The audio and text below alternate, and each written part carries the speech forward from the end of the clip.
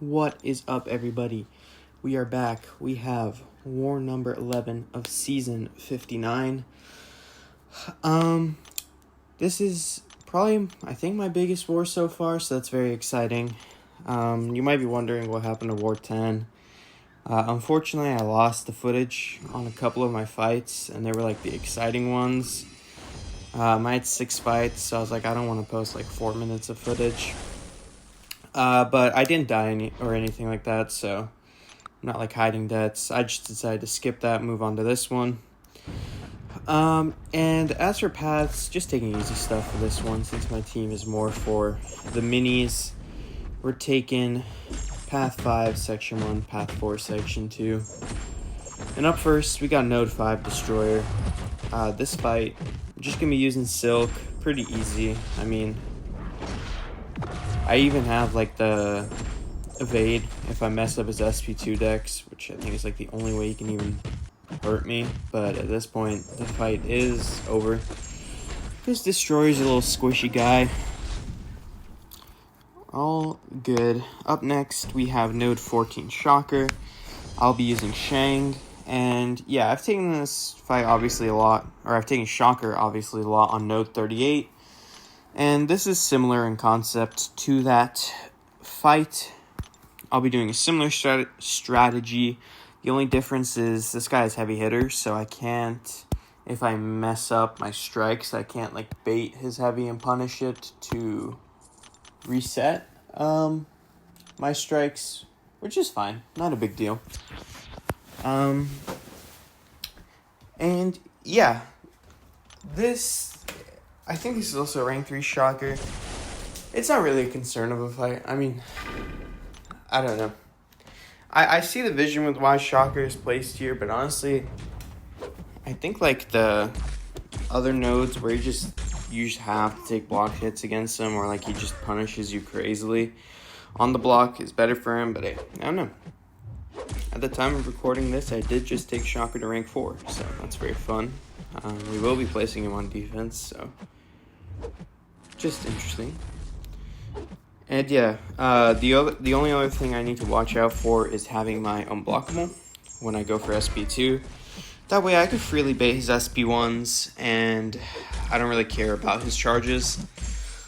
Another thing is I'm not punishing his SP1, although I know at some spacings I can, some spacings I can't. I just have PTSD, because I almost died once a couple seasons ago from trying to punish this guy's SP1. I was a little too far away. The thing with Shocker is he's always a little bit scary, because one mess up and all of a sudden full combos you're stunned, another combo, SP1, you're stunned again, but he's just actually putting the pause on you. So yeah, I just don't even risk it. That fight's easy, also pretty fast. Up next, we have, of course, Void on 22, which I will be using Shang for. Also, I keep lagging here. Like, this has happened, I think, the last 4 wars in a row or something. Like, always when I go from that teleporter to Section 2, I lag. No clue why, but hey, it's all good. And yeah, for this Void, just the normal stuff. Gonna go for my normal rotation. Yeah, I think at this point, this fight is just, it's chill. There, I should have reparried, but I guess I dexed instead. It's okay, I got the perfect dex at least, so it helped to ramp me. Here I should just medium to SP2, but I go for a full combo, which pushes me close to an SP3, but it's okay. And yeah, Void is just dead. This fight's gone a little bit safer since I took Shang 2 Sig 200, because, in the past when I took that, like, rank 4 versus rank 4, I would sometimes leave him at, like, 3% after my SP2, or, like, 7% or something. But, unironically, the Sig is actually putting in numbers with Shang. So, then we have this null. I have my normal strat of only pushing him to SP2s, but unfortunately, I do mess up in this fight, and I have to kind of get creative in the middle of it. So the start, perfectly fine. 5 hit into block, medium, heavy, And here I'm like, all right, let's hit his block again. I think I just messed up. I shouldn't have gone in there and accidentally intercepted. But I was like, okay, I think 5 hit and heavy is the same as 5 hit into block, medium, like medium heavy, which the latter is what I usually do. Apparently it works. I'm not gonna lie and be like, oh, I knew that. I was prepared all along. No, it just worked. And here, I mean, I do it again, bro. Like, so stupid, but yeah. I mean, the thing is, it would have been fine if I wasn't exact. Like, I could have just pushed him to another SP2. Like, I could have gone a little bit, like, I don't know, creative with the rotation. But, hey, apparently that works. So now I know that. If I accidentally intercept him like an idiot, I always have that little fail-safe. And oh my goodness, this North Star, I'm just remembering it. This guy, bro, I might hate fighting North Star. So I'm going to be using Guardian for this fight. And I could have used Guardian or Silk, but I was just like, yeah, I'll use Guardian. He's just going to be chill. With Guardian, the strat is very simple. Just let Rich get richer, get me to an SP3. And then SP2 him. And the thing with Rich Get Richer and Guardian is my SP3 obviously puts a shock on North Star. So what does that mean? My Hulkbuster Relic goes on cooldown for, I want to say it's 25 seconds. Which means, and I did the math on this, like if I just use Rich Get Richer to get back up to an SP2 after the SP3, the Relic won't come off cooldown in time. So I have to kind of dance around a little bit or go for SP3, SP1, then my big SP2 cash out. But we'll see very quickly that none of that exactly goes to plan. So here I'm like perfect. Got the SP3 off. Now just build power. And there I get absolutely touched by North Star. And here I get absolutely touched again by North Star. And I'm like, bro. And I was like, this guy has no health. I'm pretty sure I can just kill him. And indeed I could. The thing with all this map, like getting the extra shock and stuff, it's for champs like Red Skull or Zola, who my SP2 will just never crit against. Or, well, in the case of Zola, it's just the hits themselves do no damage, obviously, because it's cowardice. So it's like, for those fights, I'm banking on the shock doing all the work, the debuff. But for someone like North Star, like my actual SP2 hits. It does hit hard. It's not the like main source of damage, but as you can see there, it did nuke him. I don't know why I'm bragging about this. It was a North Star, but hey, all good. All good. Up next, we've got good old Spider-Woman on 42. And yeah, I'm going to be approaching this the same as last war. She gets a little less cooperative with her initial special, so I think it does take a little bit longer. But that's not a big deal. So power start 1, gonna get a cleanse off, then gonna get her slowed. And then 5-hit combo into heavy. The heavy obviously gives me precisions, which is what feeds power snack and pushes her to an SP2. Just gonna bait this. And actually, I don't know what I was talking about. She was cooperative with it. That wasn't bad at all. Get the SP2 timing with the fumble and ensnare trigger so it doesn't get on me. And now I'm just free to bait these 2 SP1s. Not a big deal at all. Here, I just want her to back up so I can combo into her block. Then just going to cleanse to get the power sting off me, slow, and there she goes. I don't think this was as fast as the first one. Okay, I sped through it because I'm trying to conserve my boosts, make sure they apply for multiple fights. But yeah, that wasn't that bad. Shout out to Jelly again, as I mentioned last video. He was kind of teaching me like another way to play the fight, which I very well might try in the next time I take this season. It was basically just kind of a safer way to take it, and also didn't require a PS1. So definitely a really good rotation. I'll just have to kind of see. I'm practicing it in off season, but we'll see which one we go for in the next season, because I'm assuming Spider-Woman will be placed on 42 again. I don't think that's a crazy guess. So now we have Red Skull on 45 with Guardian. So obviously I have the energy resistance for the cold snap and 80% bleed resistance. So I'm just tanking hazard shift in this fight. Both phases, none of them matter. My energy resist also obviously applies to the power detonations, so I'm getting basically no damage from them. In fact, willpower is coming in clutch for me from the hazard shift. It is helping me stay a little bit topped up. The only thing I need to keep in mind for this Red Skull is that since I can't parry him, well, I can parry him, but I can't parry stun him because he has 10 armors. I'm just going to need to use my Relic before my SP2 to get Conflictor on cooldown. And I believe at the time I took this fight, the Relic quote-unquote bug is still a thing, where even when it triggers like Conflictor or Masochism, it doesn't actually give their effects. Which I'll point out again when I actually get to the Relic throwing part. And yeah, I'm not certain if an SP2 here would kill him, so I think I decided to just go back up to another SP3 just to be safe. The thing about Red Skull with Guardian is I'm not heavy countering his SP1s because, well, I don't want to lose charges. And I'm not really concerned about spacing because, I mean, all of Red Skull's specials are easy to parry or dex or whatever I want to do in the corner. His heavy is obviously easy to dex in the corner. And his combos don't really do damage to me.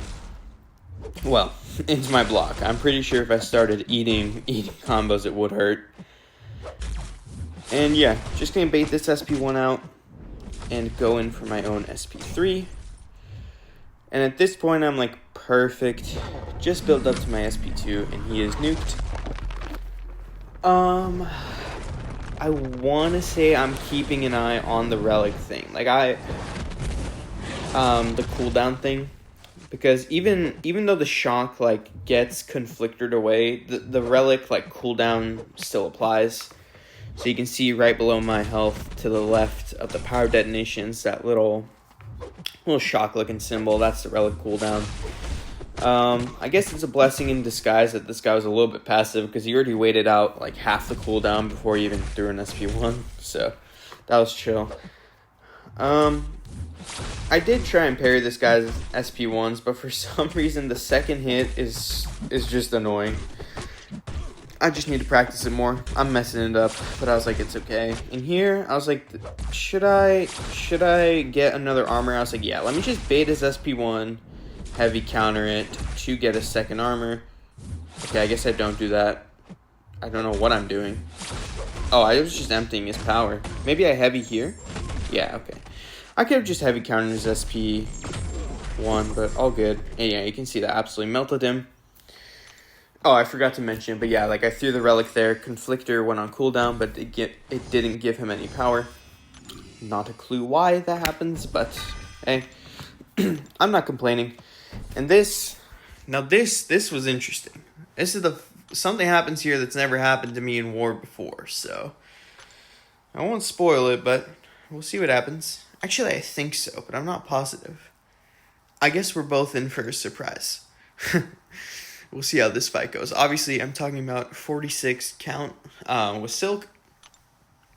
And yeah, the plan is pretty simple here. Just build up to my SP3, go for my SP3 rotation, and kill him. That is all there is to it. I'm going to try to avoid inexorable at the start. I don't want him throwing multiple SP1s. In general, I just want to have my evade up if he's ever going to throw an SP1. Here, I can go for the block, but I actually intercept him instead, and I think here, yeah, SP1 into the block.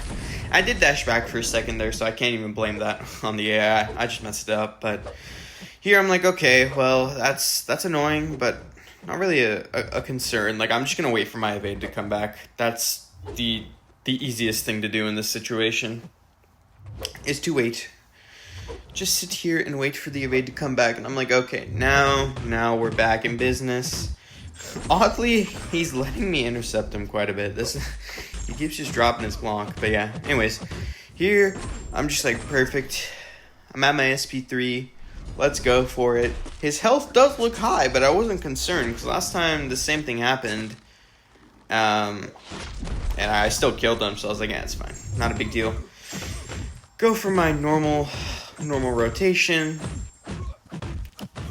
And here I'm like, okay, can I start critting on some things perchance? And I think this whole SP2 does not crit, and he actually survived it with 11% health left.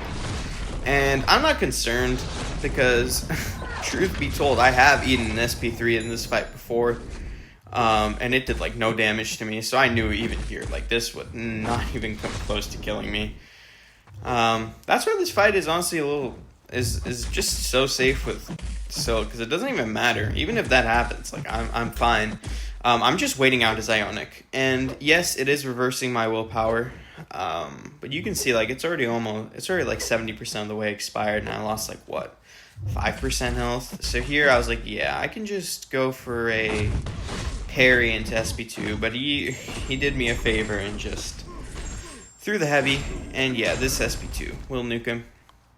So yeah, honestly not sure. Maybe in the past I just got lucky. I got a couple crits on the SP2, things like that. And you might be like, oh, you can't bank on just critting on every hit of the SP2 or something, which is very fair argument. I would just say, like, the thing with Silk is she does have to Sunder on her SP2, so his crit resistance is 0. I'm not positive, but I think crit resist is boosted by aspect of evolution, or something is, that makes him tankier. But it's always like, yeah, I know you can't bank on crits on every hit, but when she's setting your, like, chance to resist crits to 0, it's like, I would assume it would be more common. I would assume I get at least 1, maybe a sneaky 2 crits. Anyways, now we got 48 Zola with Guardian. This fight, only death of my season. So now we are back for revenge. And yeah, the plan is simple. Don't mess up the SP2. I will be messing up the SP2. I'll just give the spoiler right now. The SP2 will be messed up, but not exactly in the same way as last time, which I'll explain when we get there. Right now, just building up to my SP3. I know, I literally reviewed the footage. I was like, okay, perfect. An SP2 with 7 charges almost killed this guy. So SP3, SP2 should do the trick. I just go to another SP2 now. I make sure to throw it when the shield is up, so that the shot from the SP2 freshly disables the shield and gives me a 40% fury for as long as possible. I'm gonna mess something else up, and I've already talked about it in this video, so you can probably guess. Here, I am an idiot. But it's okay, because Guardian is an absolute beefcake.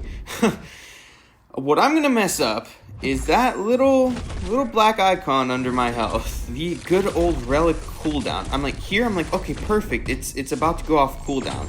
And I mistime it by like 2 seconds, and I was just like, okay, that did not kill him.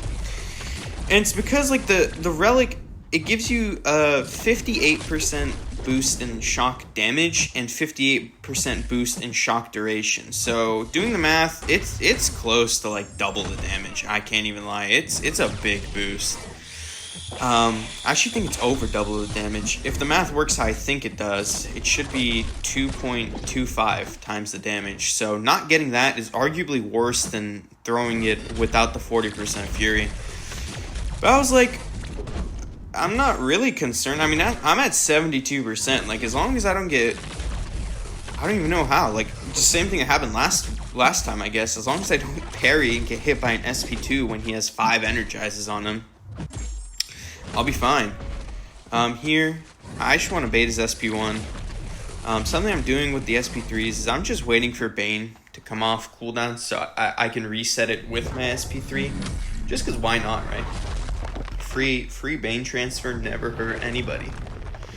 And at this point, I was like, okay, I did mess up, but the fight's under control. I mean, even last time, I messed up, but I had the fight won.